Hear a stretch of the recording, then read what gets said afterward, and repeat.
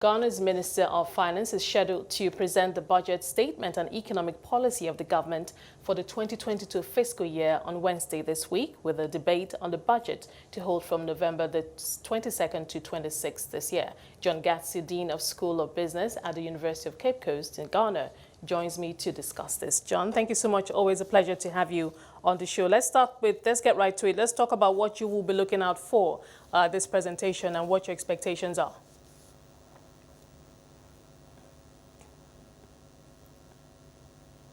John, if you could just quickly unmute yourself.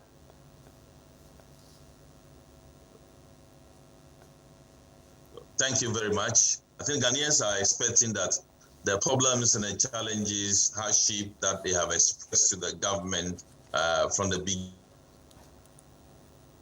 of the policy response in terms of how we're going to ensure fiscal consolidation that will deep down our appetite for debt acquisition, how interest will not swallow all our revenue, so that we can have space to invest in infrastructure to ensure that growth is matched up with development. Then the main ticket will have to do with what government will be putting on the table tomorrow to address massive youth unemployment and graduate unemployment in the country. These are the huge ticket expectation for tomorrow's presentation. I know that for you in the past, from our past conversations, you've always highlighted the issue of fiscal responsibility, fiscal consolidation. But how would you say the government has fared in the first half so far this year? Well, I think nothing has changed so much in terms of the deficit. That is the reason why government, even as at today, has started rolling back some of the policies that were supposed to be fiscal incentive at the port, has rolled them back to gain more revenue to shore up the gap. So it's tomorrow review that will tell us that we have actually... Go ahead, please. Yeah, it's tomorrow's review that will actually indicate whether we have made much progress in terms of addressing our fiscal deficit. Okay, but in terms of from what you've seen so far, how things have progressed so far this year, what would you say is actually working in terms of government reforms or government policies? What in terms of perhaps the tangible and visible results that Ghanaians can see? Well, I think the area that the government is talking about recently and not what the people feel is addressing their plight. For example, government is pitching camp with digitization, talking about mobile phone operability. You can send money from one mobile network to another. They have actually done automation at the passport office and the port. But the response from the people is that they are talking about livelihood issue, they are talking about hardship, they are talking about increases in prices of food items and other commodities across board. There are no jobs and the debt level is too high, interest is swallowing everything. We are committing less into infrastructure. These are the things that the people are talking about, but the government is seen to be at far distance from what the people are talking about by pitching camp with digitization. We're talking about investments in things like infrastructure. The government is targeting 100 billion cedis in investment flows between 2021 and 2023. Could you tell us more about that, or what the plan in place is? Well, I think that plan is aligned with some of the projects in the health sector that the government want to undertake. But much of this capital or money is coming from issuance of bond. And recently, the performance of our bond is actually giving headache to our finances.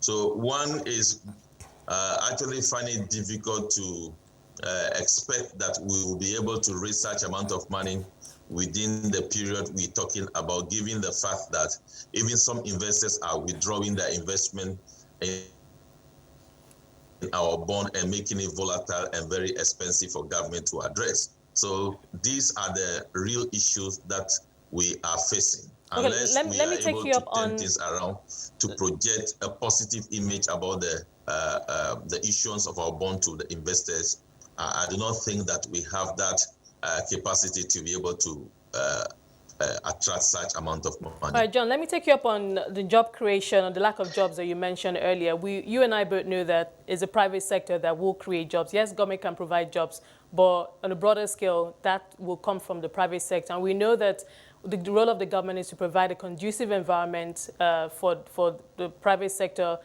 for small businesses particularly, and for them to have access to affordable credit. That way, they're able to expand, and when they expand, they hire more staff, more people, and then we have job creation. So talk to me about the business environment in that scope. What kind of support or how SMEs are faring in that regard, in terms of how the ease of doing business is, what is it like in terms of how easy is it for them to have access to credit, etc.?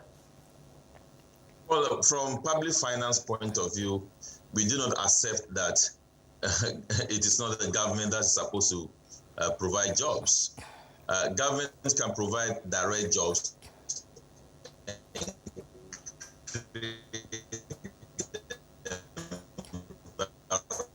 for the private sector of the country. So we see two stakeholders creating jobs in the country, the government and the private sector, and in addition, the government providing enabling environment for the private sector to thrive.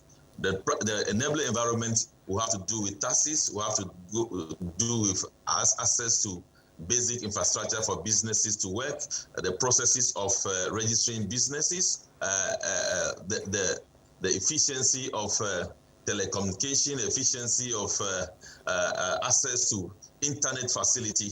This has not been very rosy for us in the country. We have done some aspect of the enabling environment, but I believe in the area of access to credit, in the area of tax incentive, etc., the private sector is crying, and that is the reason why they are not able to do what is expected of them. And there are also certain things that actually encumber the private sector from delivering. Most of the items that the private sector focuses on, they are in competition with imported ones from places where the production is cheap, and when it comes to the country, the prices are very cheap. So it is making the private sector less competitive. In most countries that we import from, they are going for interest rate around 3% to 6%. We are still in the 20% region. So these are challenges that the private sector is actually facing. Right. We have done a lot in terms of registration of businesses, but beyond that, a lot needs to be done to create that environment